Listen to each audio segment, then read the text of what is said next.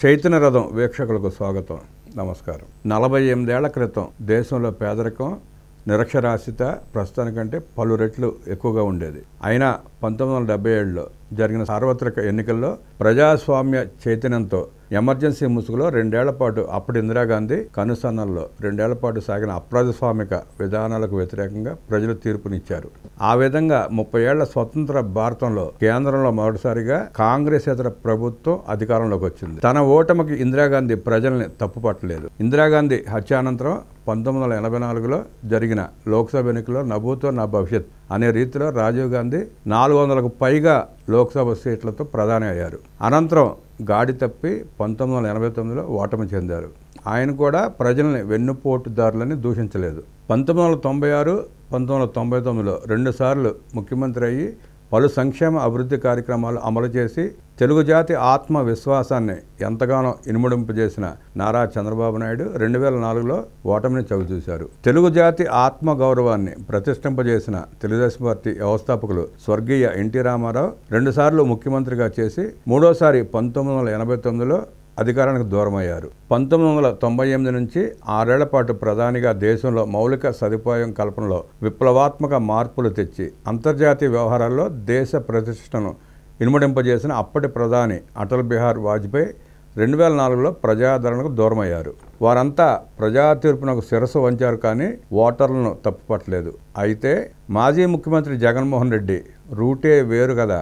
పలు కల్లబొల్లి మాటలు, విన్యాసాలతో 2019లో 153 అసెంబ్లీ స్థానాలతో అధికారం చేపట్టి 5 ఏళ్ల తర్వాత భారీ ప్రజా తిరస్కారానికి గురై కేవలం 11 స్థానాలకి పరిమితమయ్యాడు. ఊహించని ఈ పరిణామానికి జగన్ రెడ్డి మైండ్ బ్లాక్ అయింది. ఓడినప్పటి నుంచి ప్రజలపై ఉక్రోషాన్ని పెంచుకుని ప్రజాస్వామ్యం ప్రసాదించిన ఓటు హక్కును వినియోగించుకున్న ఓటర్లను ఇంతకుముందు ఎవరు చేయని విధంగా విలన్లుగా, వెన్నుపోటుదారులుగా అభివర్ణించే దుస్సాహసం చేశాడు. ముఖ్యమంత్రిగా ఉన్నప్పుడు తదనంతరం జగన్ రెడ్డి తరచూ చేసే వ్యాఖ్యల్ని నిశితంగా పరిశీలిస్తే ఆయన నైజం, మానసిక స్థితి వెల్లడవుతాయి.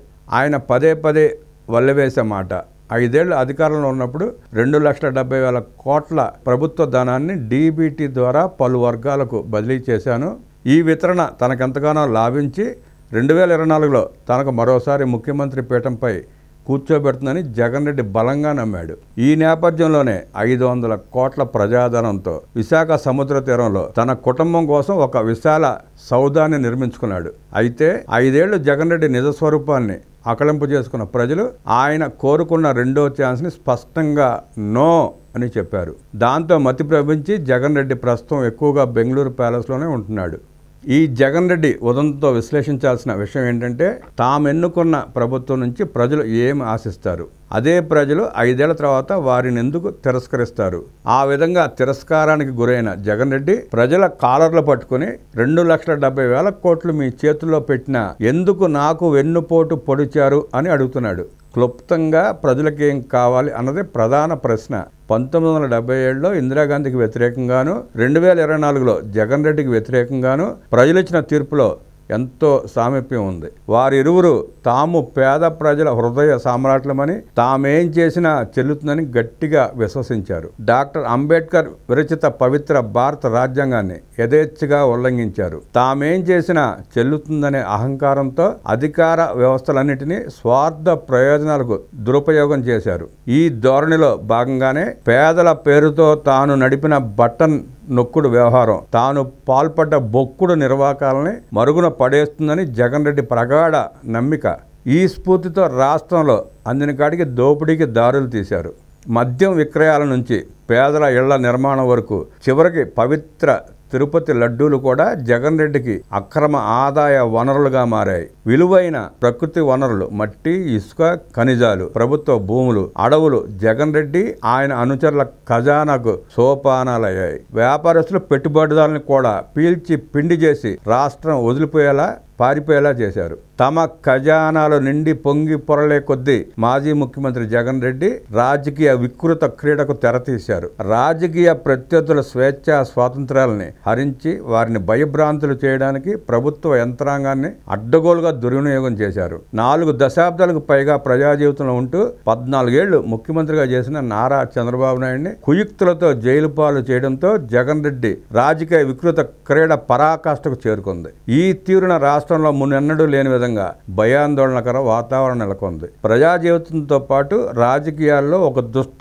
భాష సంస్కృతి పురుడు పోసుకుని వీటితో సహజంగానే ప్రజల్లో జగన్ రెడ్డి పట్ల వెగటు పుట్టింది. ఇవేమి గమనించిన జగన్ రెడ్డి తన సహజ ధోరణిలో విశాఖలో రాజప్రసాదాన్ని మించే విధాన భవనాన్ని కట్టుకోవడంలో నిమగ్నమైపోయాడు. స్థూలంగా తన అరాచక అప్రజాస్వామిక అవినీతి ధోరణులతో మాజీ ముఖ్యమంత్రి జగన్ రెడ్డి ప్రజల ముందు తనకు తాను సాక్షాత్కరించుకున్నాడు. అది ఎలాగంటే తాను భారత రాజ్యాంగానికి అతీతుడునని, చట్టాలు న్యాయ సూత్రాలు తనకు అన్వయించవని, పాలించడానికి తాను పుట్టానని భ్రమల్లో బ్రతికేలాగా.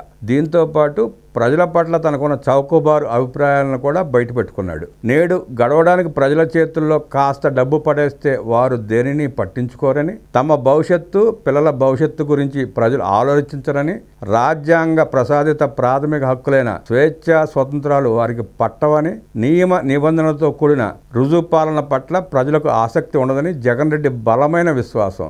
ఆయన 5 ఏళ్ల పాలనలో ఇటువంటి దుర్మార్గాలకు అనునిత్యం పట్టం కట్టడం ప్రజలు కనులారా చూశారు, అనుభవించారు. అందుకనే తిరస్కరించారు. 1977 ఇందిరాగాంధీ, 2024 జగన్ రెడ్డిలకు వ్యతిరేకంగా ప్రజలిచ్చిన తీర్పులు ఒక విషయాన్ని స్పష్టం చేశాయి. అదేమంటే తిండి, గూడు, గుడ్డ ప్రజల కనీస అవసరాలైన వాటితో సరిపుచ్చుకోవడమే కాకుండా ప్రజలు వాటిని మించి గౌరవప్రదమైన జీవితాన్ని కోరుకుంటారని స్పష్టమైంది. ఒక దశలో కనీస అవసరాన్ని పొందడం తమ హక్కుగా ప్రజలు భావిస్తారని, తమ స్వేచ్ఛా స్వాతంత్రాలకు హాని కలిగే పరిస్థితుల్లో వారు తిరగబడతారని ఈ 2 తీర్పులు స్పష్టం చేశాయి.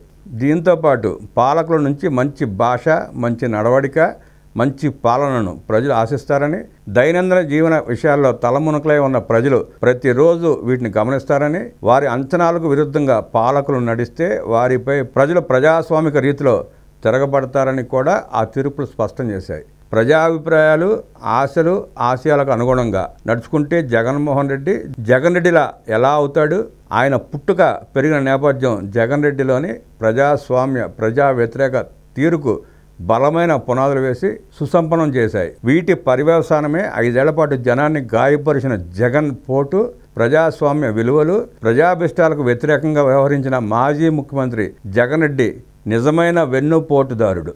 ప్రజా జీవితంలో చంద్రబాబు నాయుడు, జగన్మోహన్ రెడ్డిలు భిన్న ధృవాలని రాష్ట్ర ప్రజలకు విదితమే. ప్రజల జీవితాన్ని మెరుగుపరిచే సాధనం ప్రజాస్వామ్యమని ముఖ్యమంత్రి చంద్రబాబు నాయుడు బలంగా విశ్వసిస్తారు. ప్రజాస్వామ్య ముసుగులో అధికారాన్ని స్వార్థ ప్రయోజనాలకు దుర్వినియోగం చేసే విధిలో జగన్ రెడ్డి నిష్ణాతుడు. 2024 ప్రజా తీర్పునకు అనుగుణంగా కూటమి నేతలు నడుచుకుంటున్నారు. గత సంవత్సరంగా ప్రతిరోజు ప్రజాశ్రేయస్ కొరకు యువత ఉజ్వల భవిష్యత్తు కోసం తప్పిస్తూ పలు ఆలోచనలు, ప్రయత్నాలతో ముఖ్యమంత్రి చంద్రబాబు నాయుడు కృషి చేస్తున్నారు. దీనికి భిన్నంగా తనను ఓడించారంటూ ప్రజలపై ఆగ్రహంతో మాజీ ముఖ్యమంత్రి జగన్ రెడ్డి ప్రజాస్వామ్య వ్యతిరేక జపం చేస్తున్నాడు. ఈ మానసిక వైకల్యంతో ఎన్నికలకు ఇంకా 4 ఏళ్లు సమయం ఉన్నా మళ్లీ అధికారం చేపట్టి తాను రాజకీయ ప్రత్యర్థులు నియమాల ప్రకారం నడుచుకుంటున్న అధికారుల భర్తం పడతానంటూ జగన్ రెడ్డి నిత్యం ఊగిపోతున్నాడు. ఈ విధమైన పగ, ప్రతీకారాలతో ఎదురయ్యే అనర్థాల పట్ల ప్రజలు అప్రమత్తతో ఉండాలి. స్వీయ ఆర్థిక, రాజకీయ ప్రయోజనాల కోసం ఈ విధంగా బరితెగించి నడుచుకునే నాయకుల్లో జగన్ రెడ్డి అగ్రస్థానంలో ఉంటాడు. ప్రజలు తస్మాత్ జాగ్రత్త. బటన్ నొక్కడమే అన్ని ప్రజా సమస్యలకు పరిష్కార మార్గంగా భావించిన జగన్ రెడ్డిని ప్రజలు ఎందుకు తిరస్కరించినట్లు? ప్రజలకు నొప్పి తగిలితేనే కదా వారు మార్పు కోరుకునేది. ఇందుకు సంబంధించి ప్రజారోగ్య రంగంలో జగన్ హయాంలో నెలకొన్న పరిస్థితిని స్థూలంగా పరిశీలిస్తే జగన్ రెడ్డి పాలించిన 5 ఏళ్ల కాలం భారీ ప్రకటనలు, ఆచరణ శూన్యతలకు ఆలవాలం. ఇందుకు ప్రజారోగ్య రంగం ఒక విశిష్ట సాక్ష్యం. 8,400 కోట్ల ఖర్చుతో 17 కొత్త ప్రభుత్వ కళాశాలను ఏర్పాటు చేస్తానని చెప్పి అధికారం నుండి దిగిపోయే నాటికి అందులో కేవలం 14% మాత్రమే ఖర్చు చేసి తదుపరి బాధ్యతను కూటమి ప్రభుత్వమై వదిలేశాడు. నాడు నేడు కార్యక్రమం కింద 12,000 కోట్లతో వైద్య సదుపాయాల స్వరూపాన్ని సమగ్రంగా మార్చివేస్తానని బీరాలు పలికిన మాజీ ముఖ్యమంత్రి అందులో కేవలం 17% మాత్రమే ఖర్చు చేసి తదుపరి కార్యక్రమాన్ని కూటమి ప్రభుత్వ వాకిట ముందు వదిలేశాడు. జీరో వేకెన్సీ పాలసీ కింద వైద్య రంగంలో నియామకాలన్నింటినీ పూర్తి చేస్తానని జగన్ రెడ్డి గొప్పలు చెప్పుకున్నాడు. వాస్తవంలో వేలాది పోస్టులు ఖాళీగా ఉన్నాయి. ఆ 5 ఏళ్ల వైద్య రంగంలో కూడా అవినీతి అన్ని స్థాయిల్లో తాండవించింది. ప్రతి విషయంలోనూ రాజకీయ జోక్యం మితిమీరి వ్యవస్థ అస్తవ్యస్తమైంది. ఉద్యోగ నియామకాల లిస్టులు కలెక్టర్ల కార్యాలయాల నుంచి కాకుండా వైసీపీ నేతల ఇళ్ల నుంచి వచ్చాయి. వందలాది మంది డాక్టర్లు అనుమతులు లేకుండా పనికి ఎగనామం పెట్టారు. డ్యూటీకి వచ్చిన వారు మొక్కుబడిగా సంతకాలు చేసి సొంత పనులను చక్కపెట్టుకున్నారు. ప్రజలు ముఖ్యంగా పేదల ఆరోగ్యం పట్ల చిత్తశుద్ధి ఉన్న ఏ ముఖ్యమంత్రి అయినా ప్రజారోగ్య రంగాన్ని ఈ విధంగా గాలికి వదిలేస్తారా? అది జగన్కే సాధ్యమైంది. అట్టి వారసత్వాన్ని అందుకున్న కూటమి ప్రభుత్వం పరిస్థితిని మెరుగుపరచడానికి నడుం బిగించి మొదటి ఏడాదిలో మార్పు తేగలిగింది. జగన్ పుణ్యమా అని ఇంకా చేయాల్సింది చాలా ఉంది. చేస్తామని ఈ సందర్భంగా కూటమి ప్రభుత్వం తరపున ప్రజలకు హామీ ఇస్తున్నారు మంత్రి సత్యకుమార్ యాదవ్. ముఖ్యమంత్రి నారా చంద్రబాబు నాయుడు దార్శనికత మేరకు ఆరోగ్య ఐశ్వర్య ఆనంద ఆంధ్రప్రదేశ్ సాధన దిశగా ఆరోగ్య రంగంలో ముందుకు పోతున్నామని, ఇది మా విద్యుక్ధర్మంగా భావిస్తున్నామని, ప్రజాస్వామ్యంలో ప్రజలే నిజమైన అధినేతలని కూటమి విశ్వసిస్తోందని, ఓడించారని ప్రజల్ని వెన్నుపోటుదారులుగా చూచే దూర్తులకు మేము భిన్నమంటున్నారు వైద్య విద్యాశాఖ మంత్రి సత్యకుమార్ యాదవ్.